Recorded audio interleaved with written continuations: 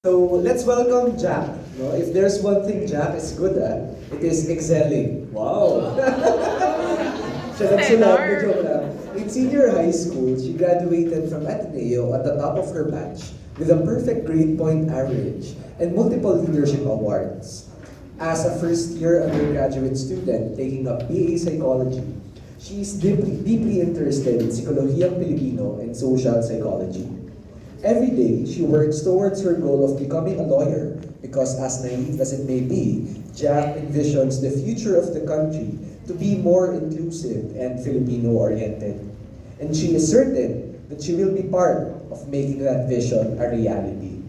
No? Throughout the semester, lagi natin siya naririnig, no? Nagre-recite, no? Siguro ay the best this bio note. No? So palakpakan natin, let's welcome Jack.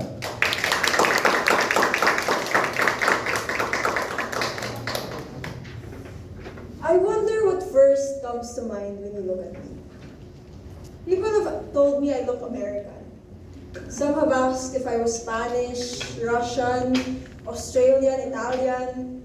I even got Chinese once before, which made for a very strange elevator ride. What's interesting is that no one's first guess is Filipino. My identity seemed to always be up for debate because by virtue of my appearance, I was never considered to be Filipino, nor did I know enough about my French heritage to be fully assimilated into it. I was always just in the middle, a lukewarm identity. When I think about this idea, there's a sociology concept that comes to mind. The marginal man theory says that a person who is suspended between two different cultural groups may struggle to reconcile these identities, causing them to feel ostracized, never quite belonging to either one. I can tell you with absolute certainty that in meeting new people, among the first things they ask me is one, how to pronounce my last name, or two, if I can speak and understand Filipino. I can always tell when I'm about to be called on for recitation when there's a moment of hesitation in my teacher's eyes. A moment their brows furrow as they try to sound out the pronunciation of my last name in their head. Yet 9 times out of 10, they still mispronounce it. There are some teachers who are polite enough to ask me to correct their pronunciation, like Sir Mark. But other teachers don't really care as much, and so I continue to live in their classroom as Jack Andrieux. Even in the 19 years I've lived in the Philippines, people look at me like a foreigner, like someone who doesn't belong. People look at me like I don't know anything about the country I was born in, or about the language I've grown up speaking. Where for most of you, being Filipino was a birthright. For me, having the right to call myself Filipino was something that I had to earn, something that I had to prove. And so I made it my own personal mission to remove any more reasons that made other people think that I was even more unlike them. I joined Filipino speaking competitions that enriched my vocabulary and eliminated any accent that I may have had. Because for me, language served as a mechanism that bridged the gap between how I was perceived by others and how I wanted to be perceived. I did all of these things because I wanted to excel at being Filipino, which looking back now is such a ridiculous idea because you can't logically excel at a culture, right? But that was the only solution that I could come up with from a young age because I needed to do something to shake off the feeling of unbelonging. But as I grew up, things started getting weird. See, when your entire life has been in the pursuit of being finally seen as Filipino, imagine how disorienting it was for me to realize how people who were readily perceived as Filipino were so eager to separate themselves from the culture. I couldn't understand how people were so quick to abandon the culture that I forcibly molded myself into. When we consider the rate at which Filipinos adopt aspects of other cultures, I think all of us already go through a kind of mutation of the marginal man theory. Colonialism, even centuries after, is still very much present in our country today. This is an invisible force that is difficult to pinpoint, but subsumes everything that we are and everything that we do. from the structures that we have, to the languages we speak, even to the standards we have, are often modeled after specific definitions of success, which our colonizers themselves have set. Maybe if we hadn't been colonized, our perception of culture wouldn't be so muddled. It wouldn't be just a big scramble of other people's culture. Maybe it would be more tangible, more firm. But even with this said, it's so difficult to place blame on anyone, especially on the generations that were before us, when the effects of colonialism are so deeply rooted in our history.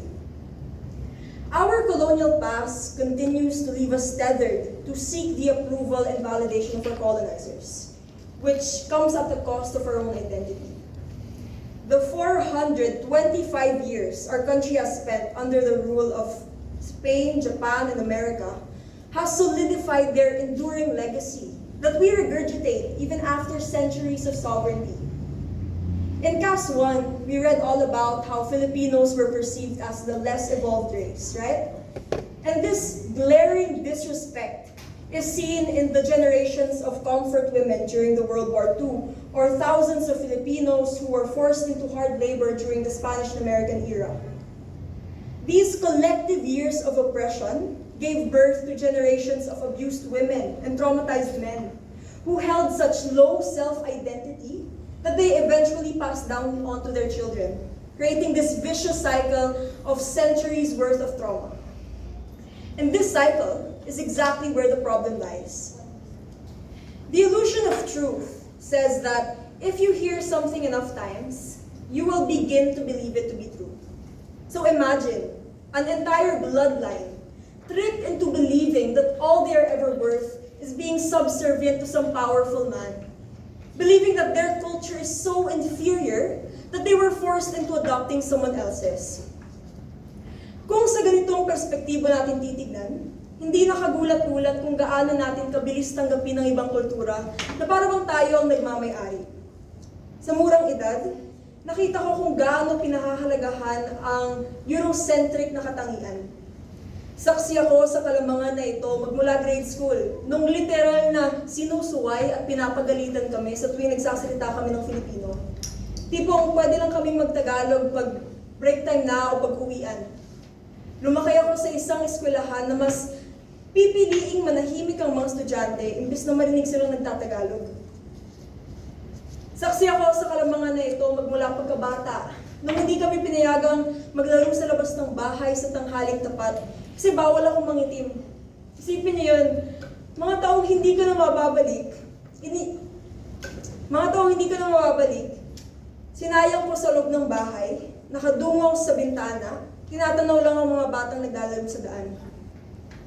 Saksi ako sa kalamangan na ito, sa tuwing tinatangkilik lang natin ng mga artista at makatang Pilipino kapag kilalang sila sa ibang bansa, kapag meron na silang awards, pag sinasabing renowned na yung names nila, diba? Kaya sobrang proud natin sasabihin, ay, Pilipino yan, kinalaya sa Longga, Dolly de Leon.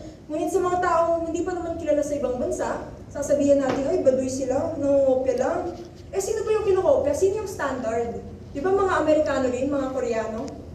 Kaya ang unang hakbang sa tuluyang pagbaklas mula sa mga nakasanayang kaisipan na ito ay ang pagiging mulat sa mga ideyang laganap sa ating mga worldview.